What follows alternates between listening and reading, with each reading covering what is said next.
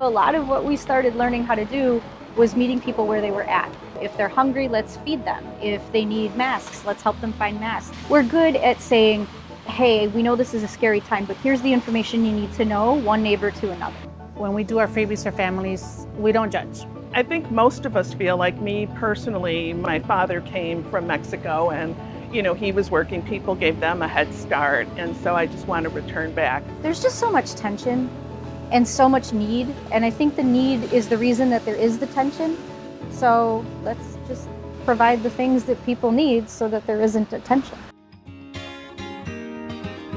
The Southwest Collective is an organization that works collectively with other organizations to do whatever the needs are of the community at the time. The collective started in 2019 in my basement. It was a response to the lack of social groups for people who don't have a kid in a school system or don't belong to a parish. The Southwest Side is very traditional in that way. Freebies for Families is an event that we do monthly.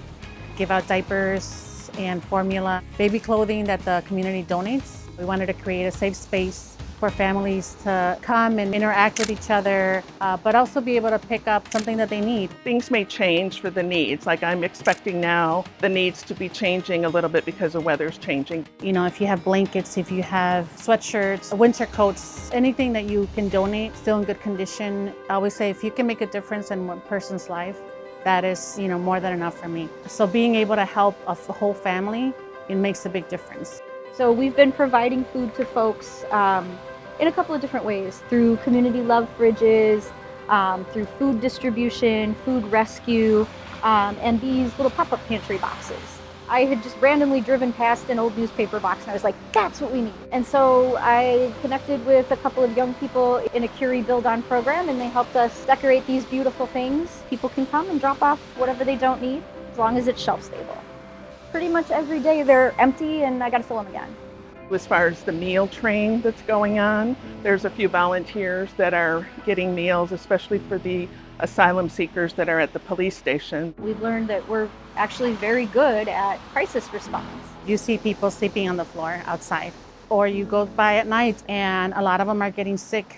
They don't have those basic necessities that we have at home. They come here for a better life. Many of them have been through a very, very traumatic life.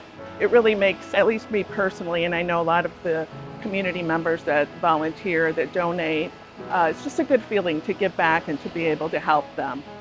I think it's important to not forget everybody goes through a difficult time. Remember that somebody lent you a hand one day when you needed it. So if you're able to do that for someone else, do it.